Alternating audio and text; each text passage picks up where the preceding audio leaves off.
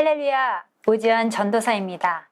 코로나 사태로 인해서 예배를 성전에서 몇 주간이나 드리지 못하고 앞으로도 얼마 더 시간이 지날지 모르는 상황에서 행정명령에 의한 예배 금지 조치 등의 강수가 지자체마다 발동되고 있어 종교 탄압으로 생각하는 경향도 있습니다. 그러나 이 기간을 통해서 형식적인 예배와 믿음 없는 예배를 반성해 보기도 합니다. 코로나 바이러스에 대한 의학적 지식이 투명한 현대인들은 중세시대의 흑사병을 물러가게 해달라고 성당에 모여 예배하며 기도하던 어리석음을 보이진 않습니다. 영과 진리로 예배하는 이들은 지금과 같은 상황에서 결코 장소와 시간에 매이지 않습니다. 24시간 하루가 예배가 되도록 하는 것에 오직 관심이 있을 뿐입니다.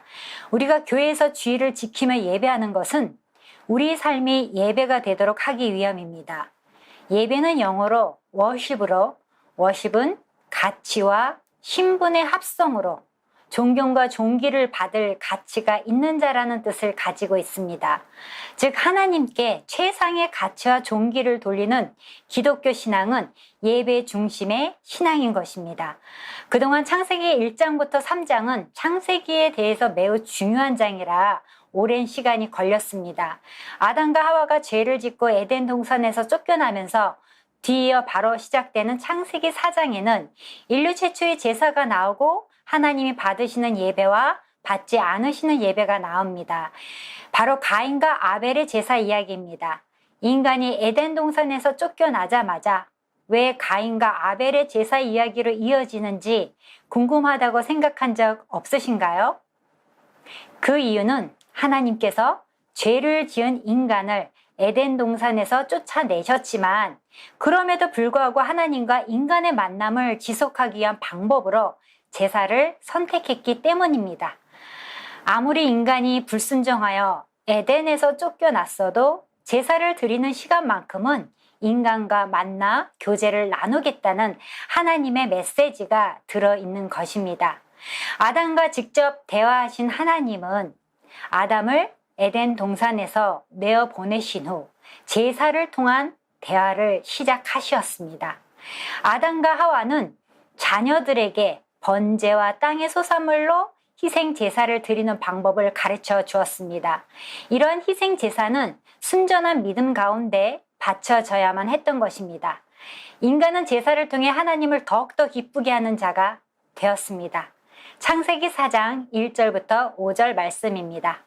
아담이 그의 아내 하와와 동침하매 하와가 임신하여 가인을 낳고 이르되 내가 여호와로 말미암아 등남하였다 하니라. 그가 또 가인의 아우 아벨을 낳았는데 아벨은 양치는 자였고 가인은 농사하는 자였더라.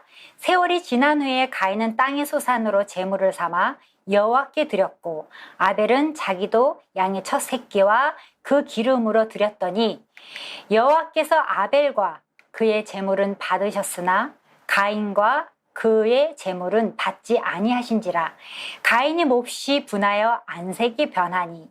네, 1절 말씀에 아담이 그의 아내 하와와 동침하매 내가 여호와로 말미암아 등남하였다 하니라 말씀하고 있습니다. 동침함의 원뜻은 속속들이 알다, 부부 관계를 가지다란 뜻입니다. 에덴에서 쫓겨난 후 아담과 하와는 인류 최초로 자녀를 가지게 되었습니다. 아담과 하와는 하나님이 성인으로 지음 받았기 때문에 어린 아이의 성장 과정을 거치지 않았지만 그의 자녀들은 어린 아이로 태어나서 성장합니다. 그들은 이 새 생명의 탄생에서 그들이 에덴에서 추방당할 때 하나님으로부터 받았던 약속의 성취를 보게 된 것입니다. 그리하여 여호와로 말미암아 문자적인 뜻은 여호와로부터입니다. 이는 하와가 자신의 등남을 하나님의 선물로 인정하고 있을 뿐 아니라 여호와의 후손에 대한 약속의 성취로 이해했음을 나타내 줍니다. 하와는 그 아들을 하나님으로부터 받았기 때문에 얻음, 소유라는 뜻을 가진 가인이라는 이름을 지어 주었습니다. 가인은 농사는 자이었고 아벨은 양치는 자로 아벨의 이름의 뜻은 하찮음, 무음이 한숨이라는 의미로 믿는 자로서 감당해야 하는 고난과 노력, 피값을 상징합니다. 가인과 아벨의 직업이 소개되면서 하나님은 범죄 전에도 일을 주셨고 범죄한 후에도 일을 주셨으며 그 후손들에게도 직업을 주심으로써 인간은 일하며 살아가는 것이 하나님의 뜻임을 가르쳐 주셨습니다. 우리 기독교는 열심히 일하고 노동하는 것을 귀히 여기는 종교입니다. 하나님은 누구든지 일하기 싫어하거든 먹지도 말게 하라 말씀하시며 손이 수고한 대로 먹을 것을 축복이라고 말씀하십니다. 성경을 보면 제사의 주관자가 아담의 장남인 가인으로 하나님은 아벨과 대화하지 않고 오직 가인과만 대화하심을 알 수 있습니다. 그런데 본문에 보니 가인과 아벨 두 사람이 언급되는 순서가 동일하지 않습니다. 출생을 언급할 때 가인이 먼저 나오고 직업을 언급할 때는 아벨이 먼저 나옵니다. 제사를 언급할 때는 가인의 이름이 먼저 나오고 하나님의 응답을 언급할 때는 아벨이 먼저 나옵니다. 이런 구조는 가인과 아벨 사이에 보이지 않는 긴장 관계가 있음을 암시하면서 이는 나중에 아벨의 제사가 하나님께 받아들여진 반면에 가인의 제사는 그렇지 못한 데서 분명하게 드러나면서 의도적으로 부각시킨다고 볼 수 있습니다. 세월이 지난 후에 가인은 땅의 소산으로 제물을 삼아 여호와께 드렸고 아벨은 자기도 양의 첫 새끼와 그 기름으로 드렸습니다. 각자 자기 삶의 현장에서 얻은 것을 가지고 하나님께 제물로 드렸던 것입니다. 그런데 하나님께서 아벨과 그의 제물은 받으셨으나 가인과 그의 제물은 받지 않으셨습니다. 제물을 받으셨다라는 단어는 관심을 가지고 바라보셨다는 번역이 더 적당할 것 같습니다. 다시 말해 하나님이 예배만 받으시고 끝나는 것이 아니라 그 예배자를 두루 살펴주시고 그 사람을 돌봐주신다는 뜻입니다. 반대로 가인과 그의 제물은 받지 않으셨다는 것은 즉 거들떠 보지도 않으셨다는 말씀입니다. 본문만으로 하나님께서 어떠한 방법으로 제사를 받아들이거나 혹은 거부하였음을 나타내셨는지 알 수 없으나 추측하기를 아마 하늘로부터 불을 내려 아벨의 제물은 태우고 가인의 제물은 그냥 내버려 두시는 방법을 사용하셨을 수 있습니다. 아벨의 시대에는 사람이 고기를 먹지 않았습니다. 노아의 때였던 대홍수가 지나서야 하나님께서 육식을 허락하셨기 때문입니다. 그러므로 아벨이 양을 치는 이유는 고기를 먹기 위한 것이 아닙니다. 혹자는 하나님께서 가인의 제사를 받지 않으신 것은 그의 제사가 아벨과 같이 피의 제사가 아니었기 때문이라 합니다. 그런데 레위기에 규정된 이스라엘의 제사법에 의하면 곡물로 드리는 제사가 엄연히 존재합니다. 레위기 2장 16절입니다. 제사장은 찌은 곡식 얼마와 기름의 얼마와 모든 유향을 기념물로 불사를 지니 이는 여호와께 드리는 화제니라. 민수기 15장 21절 말씀입니다. 너희의 처음 익은 곡식가루 떡을 대대에 여호와께 거제로 드릴지니라. 성경은 아벨과 그의 제물 그리고 가인과 그의 제물에서 제물 앞에 제물을 드린 사람을 먼저 기록하고 있습니다. 이 말은 제물보다 제물을 드린 사람이 더 중요하다는 뜻입니다. 창세기 4장에서는 제물의 상태가 아닌 제물을 드린 사람에 대해 더 중요도를 두고 있는 것입니다. 로마서 12장 1절부터 2절입니다. 그러므로 형제들아 내가 하나님의 모든 자비하심으로 너희를 권하노니 너희 몸을 하나님이 기뻐하시는 거룩한 산 제물로 드리라. 이는 너희가 드릴 영적 예배니라.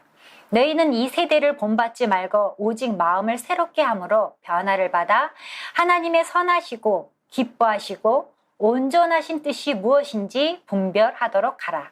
이처럼 하나님께서는 예물의 상태도 관심을 두고 보시지만 무엇보다 하나님께 예물을 드리는 사람의 상태를 먼저 보신다는 사실을 기억해야 합니다.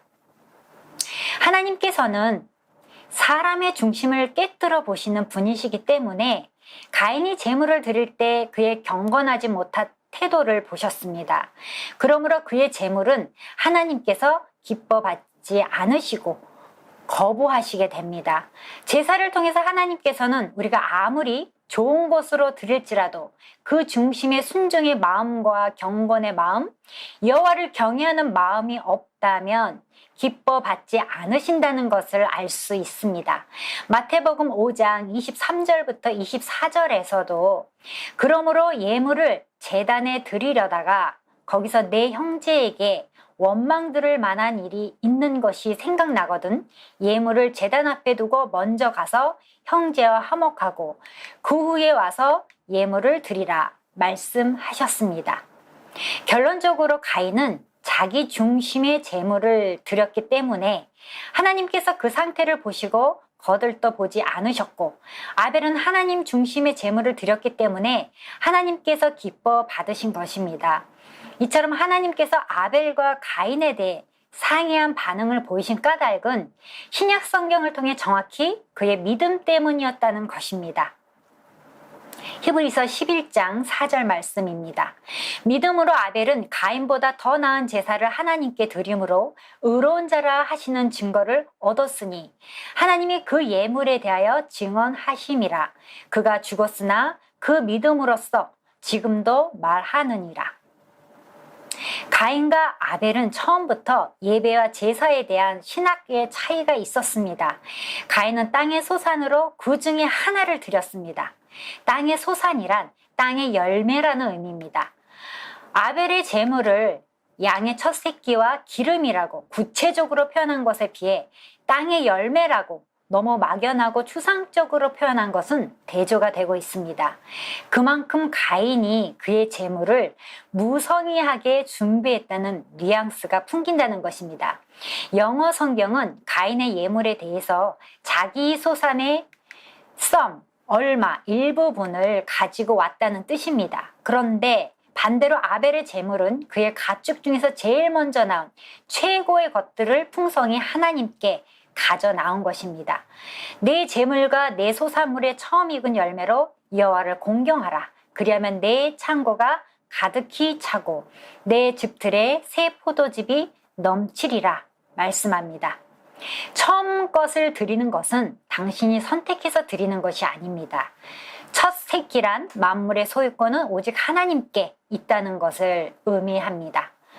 제사하는 처음 익은 곡식가루가 거룩한 즉 떡덩이도 그러하고 뿌리가 거룩한 즉 가지도 그러하니라 말씀하고 있습니다.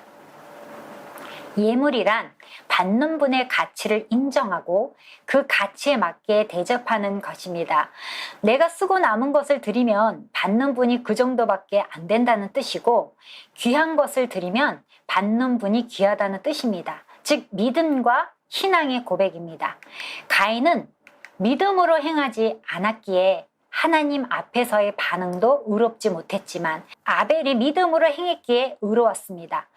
예수님도 아벨을 의인으로 인정하셨습니다. 사도 요한도 아벨을 의인이라 합니다.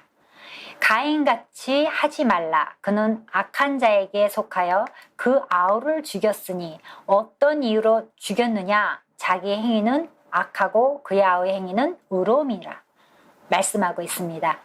하나님께서 아벨의 제사를 받으신 이유는 제사의 형식이나 제물의 내용이 아니라 그의 믿음 때문입니다. 시편 51편 17절 하나님께서 구하시는 제사는 상한 심령이라. 하나님이여 상하고 통회하는 마음을 주께서 멸시하지 아니하시리이다. 그렇습니다. 가인에게는 상한 심령이 없었던 것입니다. 상하고 통회하는 마음 없이 하나님께 바쳤던 것입니다. 그러자 하나님께서는 가인의 제물만을 받지 않으신 것이 아니라 가인 자신도 받아주지 않으셨던 것입니다. 마가복음 12장 41절부터 44절에 가난한 과부의 두 렙돈 이야기가 있습니다. 예수님께서 헌금함을 대하여 앉으시고 무리가 어떻게 헌금함에 돈을 넣을 것인가를 보고 계셨습니다. 많은 사람이 돈을 넣었는데 여러 부자들이 많은 돈을 넣었습니다. 그런데 한 가난한 과부가 두 렙돈을 헌금함에 넣었습니다. 예수님은 가난한 과부가 헌금함에 돈을 넣은 것을 보시고 제자들에게 말합니다. 다른 사람들보다 이 과부가 가장 많이 넣었다고 했습니다. 다른 사람들은 풍족한 중에 넣었지만 이 과부는 가난한 중에서 자기의 모든 것을 넣었다고 했습니다. 이것을 볼 때 하나님은 액수를 중요하게 생각하는 것이 아니라 마음을 중요하게 생각한다는 것을 알 수 있습니다. 예배자로서 각자의 모습을 돌아보시기 바랍니다. 우리도 하나님께 마음을 다해서 믿음으로 드리면 하나님은 기쁨으로 받으십니다. 하나님은 예물 자체의 관심보다 예물을 드리는 자의 중심을 보십니다. 의무감으로 바치는지 자기 과시를 위해서 바치는지 나를 사랑하사 나를 위해서 십자가에 달려 돌아가신 주님의 사랑에 감격하여 바치는지 동기를 살피십니다. 어느 책에 헌금하는 이유를 신앙의 6단계로 나누어 놓았습니다. 헌금하는 이유는 지옥이 두려워서 벌받고 싶지 않아서가 1단계입니다. 헌금을 하면 복받고 자손만대 잘 된다고 해서 한다면 2단계입니다. 헌금하는 이유는 다른 사람들이 보기에 염두에 둔다면 3단계입니다. 헌금을 하는 것이 법이니까 해야 한다면 4단계입니다. 헌금은 교회를 움직여 가야 하기 때문에 필요하다고 해서 한다면 5단계입니다. 헌금을 하는 이유는 신앙인이기 때문에 당연히 해야 한다면 6단계가 되는 것입니다. 여러분은 몇 단계에 속할까요? 신앙의 성숙도는 어떤 자세로 신앙생활을 하느냐에 따라서 신앙의 수준이 달라집니다. 한 단계에서 다른 단계로 넘어갈 때는 가르쳐 주어서 되는 것이 아니라 믿음의 행위인 것입니다. 각각 그 마음에 정한 대로 할 것이요 인색함으로나 억지로 하지 말지니 하나님은 즐겨내는 자를 사랑하시니라. 고린도후서 9장 7절의 말씀입니다. 마무리합니다. 우리는 매주 예배 들어서기 전에 가인이 되기도 하고 아벨이 되기도 합니다. 우리의 예배 자세는 언제든지 바뀔 수 있습니다. 어제의 가인이 오늘의 아벨로 바뀌어 신령과 진정으로 예배를 드릴 수 있는 것입니다. 예배와 예물은 하나님을 하나님 되게 하는 인간 최고의 대접인 것입니다. 아벨이 구별해서 드린 그 예물, 풍성하게 드린 그 예물에 하나님의 마음에 기쁨이 되었습니다. 잠언 15장 8절 말씀입니다. 악인의 제사는 여호와께서 미워하셔도 정직한 자의 기도는 그가 기뻐하시느니라. 하나님이 받으시는 예배를 위하여 온 정성을 기울입니까? 아니면 집중하지 못하고 산만합니까? 오늘은 어떤 은혜를 베푸실지 설레는 마음으로 예배에 참석하십니까? 오늘도 늦었네 정신없이 달려와 뒷자리에 살그머니 앉습니까? 예배에 임하는 우리의 모습을 조금만 점검하면 얼마든지 예배 자세를 업그레이드 시킬 수 있습니다.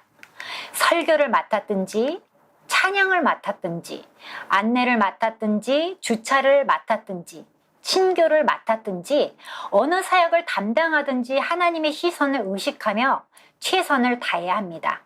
최선을 다해 예배를 드리는 것은 우리의 책임이며 그 예배를 받고 안 받고는 하나님의 소관입니다. 믿음이 없는 예배는 가인과 다를 바 없습니다. 아벨과 같은 믿음의 예배를 드려 하나님께 인정받고 그분을 기쁘시게 하는 진정한 예배자가 되어야 합니다. 우리가 이 땅에서 할 수 있는 가장 의미 있는 행위는 무엇일까요? 예배입니다. 하나님은 영이시니 예배하는 자가 영과 진리로 예배할지니라. 아멘.